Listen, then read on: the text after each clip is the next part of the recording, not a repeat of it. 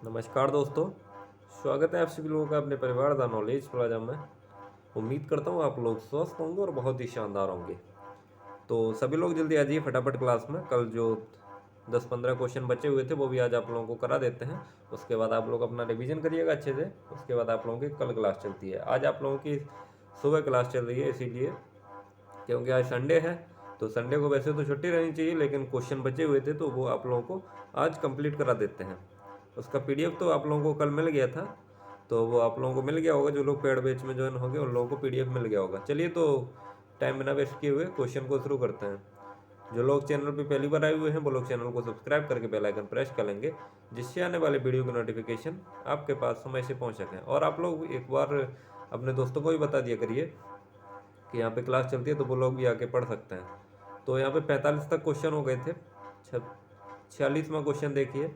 46वां question दिया हुआ है, अंकुर अलंकार शिलाजीत किसकी प्रजाति है। अंकुर अलंकार शिलाजीत जो है ये किसकी वैरायटी है आप लोगों को बतानी है। मसूर, मूंग, सोयाबीन या चना।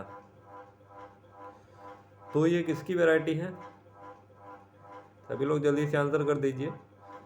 जैसे 46 का डी सही है तो 46 का डी लेके आप लोग कमेंट कर देंगे। तो अंकुर अलंकार शिलाजीत ये किसकी वैरायटी है, ये है सोयाबीन की वैरायटी।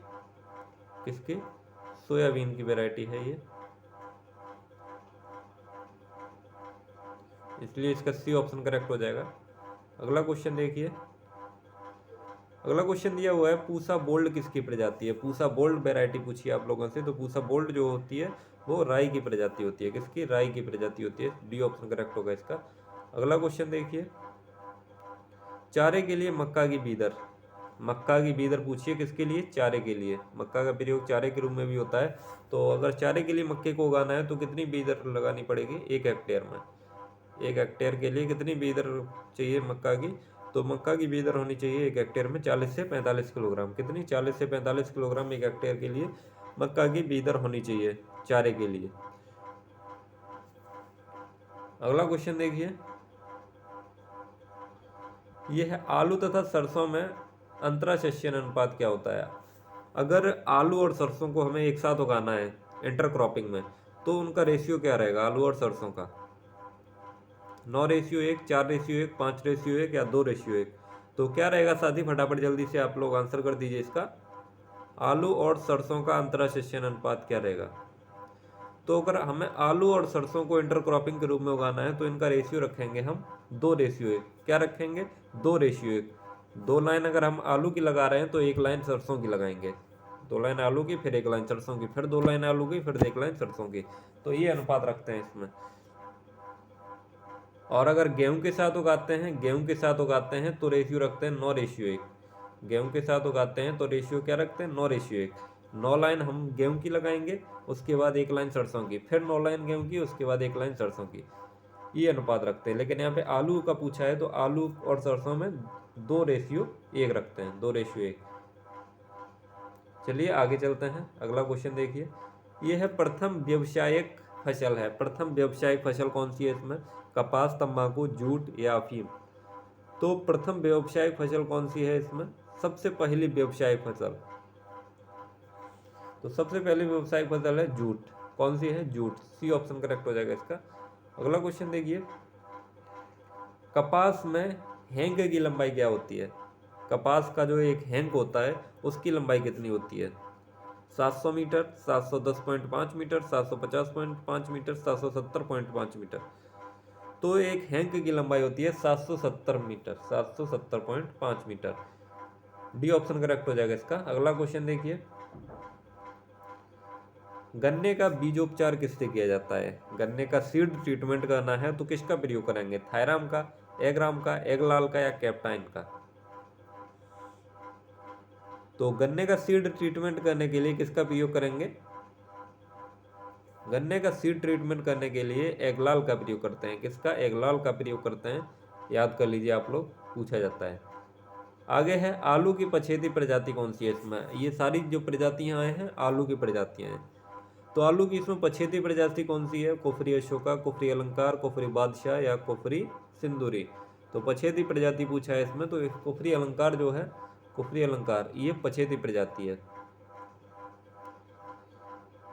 अब फ्लू क्यूरिंग किस में करते हैं? फ्लू क्यूरिंग किस में करते हैं? हुक्का तंबाकू, सिगरेट तंबाकू, बीड़ी तंबाकू या चुरूट तंबाकू? तो फ्लू क्यूरिंग बताना है आप लोगों को। फ्लू क्यूरिंग किस में करते हैं? तो सादी फ्लू क्यूरिंग किस में करते हैं? फ्लू क्यूरिंग करते हैं सिगरेट तंबाकू में। किस में? सिगरेट तंबाकू में फ्लू क्यूरिंग करते हैं।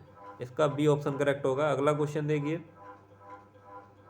अगला क्वेश्चन है, हरी खाद को धान की रोपाई से कितने दिन पहले पलटना चाहिए? अगर हम अपने खेत में कोई हरी खाद की फसल उगा रहे हैं, हरी खाद की फसलें कौन सी होती हैं? हरी खाद की फसलें जो वो होती हैं जैसे लेग्यूम्स क्रॉप्स हैं या कोई और क्रॉप्स हैं, उनको हम अपने खेत में उगा रहे हैं, फिर उनको फ्लावरिंग जैसी आती है उससे पहले ही उसको पलट देते हैं अपने खेत में। किसके लिए? अपने खेत में न्यूट्रिएंट की मात्रा को बढ़ाने के लिए। उससे कार्बनिक मास बढ़ता है और हमें नाइट्रोजन भी मिल जाती है। एटमॉस्फेरिक नाइट्रोजन, जो लेग्यूम्स क्रॉप्स हम अपने खेत में उगाते हैं उनसे हमें एटमॉस्फेरिक नाइट्रोजन भी मिल जाती है, क्योंकि उसके जड़ में एक राइजोबियम बैक्टीरिया पाया जाता है। वो क्या करता है? वो एटमॉस्फेरिक नाइट्रोजन जो होता है, वायुमंडलीय नाइट्रोजन जो होता है, उसको उसमें स्टोर कर लेता है, अपनी जड़ों में स्टोर कर लेता है। तो हम अगर उसको पलट देते हैं तो उसका जो जड़ है वो हमारे खेत में ही रह जाता है और उसी से जो नाइट्रोजन है वो किस में? हमारे खेत में मिल जाता है। तो इसीलिए हम ग्रीन क्रॉप्स में ज़्यादातर किसका यूज करते हैं? लेग्यूम्स क्रॉप्स का, दलहनी फसलों का ज़्यादातर यूज करते हैं। वो नाइट्रोजन का स्थिरीकरण कर लेती हैं। तो हरी खाद को धान की रोपाई से कितने दिन पहले पलटना चाहिए? धान की रोपाई करनी है, उससे कितने दिन पहले पलट देना चाहिए हरी खाद को? 6 से 8 सप्ताह, 1 सप्ताह, 4 सप्ताह या 2 सप्ताह? तो करेक्ट आंसर क्या होगा इसका? हरी खाद को धान की रोपाई से कितने दिन पहले पलटना चाहिए? 6 से 8 सप्ताह। कितना? 6 से 8 सप्ताह। ए ऑप्शन करेक्ट हो जाएगा इसका। अगला क्वेश्चन देखिए। पौधे की जड़ के विकास के लिए आवश्यक है। पौधों की जड़ के विकास के लिए इनमें से कौन सा पोषक तत्व आवश्यक होता है? नाइट्रोजन, फास्फोरस, पोटाश या सल्फर? तो जड़ का विकास करना है तो जड़ के विकास के लिए सबसे आवश्यक होता है फास्फोरस। क्या आवश्यक होता है? फास्फोरस आवश्यक होता है। अगला क्वेश्चन देखिए। तंबाकू की बीज दर है, तंबाकू की बीज दर क्या रहती है? तो तंबाकू की बीज दर फटाफट बता दीजिए आप लोग। तंबाकू की बीज दर क्या रहती है? 50 से 60 ग्राम, 100 से 120 ग्राम, 250 से 300 ग्राम या 1 किलोग्राम? तो तंबाकू की बीज दर रहती है 100 से 120 ग्राम। 100 से 120 ग्राम ये इसकी बीज दर रहती है। बी ऑप्शन करेक्ट हो जाएगा इसका। 100 से 120 ग्राम एक और किसी क्रॉप की बीज दर थी। किसकी थी? आप लोगों को अगर पता है, वेजिटेबल में थी किसी की, तो आप लोगों को अगर पता है तो आप लोग कमेंट कर दीजिए, नहीं तो मैं भी लास्ट में आप लोगों को बता दूंगा। 100 से 120 ग्राम एक और किसी की क्रॉप थी। अगला क्वेश्चन देखिए। आलू है, आलू क्या है? द्विगुणित है, चतुर्गुणित है, त्रिगुणित है या अष्टगुणित है? द्विगुणित यानी डिप्लॉयड, टेट्राप्लॉयड, ट्रिप्लॉयड या हेक्साप्लॉयड, सॉरी ऑक्टाप्लॉयड? तो आलू क्या है? आलू जो है वो चतुर्गुणित है। क्या है? टेट्राप्लॉयड है, चतुर्गुणित। सी ऑप्शन करेक्ट होगा इसका। और सेल्फ पॉलिनेटेड है। नेक्स्ट क्वेश्चन देखिए, और आज का सेकंड लास्ट क्वेश्चन है। गन्ने के लिए उचित तापक्रम है। गन्ने के लिए उचित तापक्रम कितना होना चाहिए? 26 से 32 डिग्री सेल्सियस, 36 से 40, 15 से 20, 42 से 44? तो गन्ने के लिए उचित तापमान कितना होना चाहिए? 26 से 32 डिग्री सेल्सियस। 26 से 32 डिग्री सेल्सियस, ये ऑप्शन करेक्ट हो जाएगा इसका। और आज का लास्ट क्वेश्चन देखिए। मूंगफली में अधिकीलन होता है, मूंगफली में अधिकीलन होता है। अधिकीलन को इंग्लिश में जो पैकिंग क्रिया होती है वो कब होती है? तो मूंगफली में ये कितने दिन बाद होता है? बुवाई के 55 दिन बाद। बुवाई के 55 दिन बाद होती है, अधिकीलन क्रिया शुरू होती है। इसमें क्या होता है? इसमें जो मूंगफली होती है नीचे, उसमें से शाखाएं सी निकलती हैं, शाखाएं सी निकलने लगती हैं छोटी छोटी सफ़ेद कलर की। वो क्या करते हैं? उन्हीं में क्या होता है? उन्हीं में मूंगफली का निर्माण होता है। तो इस समय कोई भी इंटरक्रॉपिंग प्रैक्टिस नहीं करनी चाहिए मूंगफली के खेत में। बुवाई के 55 दिन बाद ये क्रिया होना शुरू होती है, तो कोई भी इंटरक्रॉपिंग नहीं करना चाहिए उसमें। सॉरी, इंटरकल्चरल प्रैक्टिस जो है वो नहीं करनी चाहिए, जैसे निकाई गुड़ाई वगैरह इतने 55 दिन पर नहीं करनी चाहिए।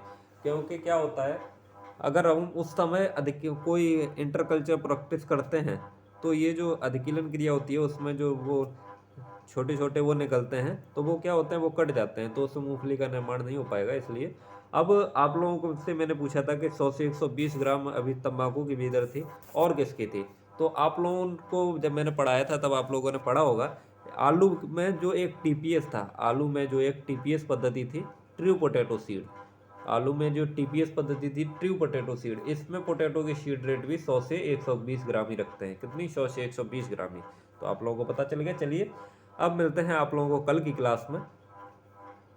आज वैसे तो आप लोगों की छुट्टी रहनी थी, लेकिन इस पीडीएफ में क्वेश्चन बचे हुए थे तो मैंने सोचा इसको कंप्लीट करा देते हैं। आपको पीडीएफ तो कल ही दे दिए थे, तो इसको भी आज कंप्लीट करा दिए हैं। अब आप लोग क्या करेंगे, अब आप लोग आज अपना रिवीजन करेंगे। अगर क्लास अच्छी लगी है तो इसे ज़्यादा से ज़्यादा लोगों तक शेयर कीजिए, लाइक कीजिए, और जो लोग चैनल पर पहली बार आए हुए हैं वो लोग चैनल को सब्सक्राइब करके बेल आइकन प्रेस कर लेंगे, जिससे आने वाले वीडियो की नोटिफिकेशन आपके पास समय से पहुँच सकें। और देखिए, आप लोग अपने दोस्तों को भी बता दिया करिए कि यहाँ पे क्लास चलती है, तो वो लोग भी आके क्लास को देख सकते हैं और इसका फ़ायदा उठा सकते हैं। और जिन लोगों को पीडीएफ चाहिए, जिन लोगों को पीडीएफ नहीं मिलता है, तो वो लोग पेड बैच में ज्वाइन नहीं होंगे, इसलिए उनको पीडीएफ नहीं मिलता है। तो वो लोग क्या करेंगे, वो लोग इंस्टाग्राम आईडी पे, इंस्टाग्राम आईडी है अमन यादव, अमन यादव, अमन यादव 0801, इस नाम से इंस्टाग्राम आईडी है। तो इस पे आप लोग मैसेज करके पूछ सकते हैं अगर आप लोगों को किसी भी तरह की कोई दिक्कत होती है। चलिए तो फिर मिलते हैं आप लोगों को कल की क्लास में। तब तक के लिए जय हिंद, वंदे मातरम।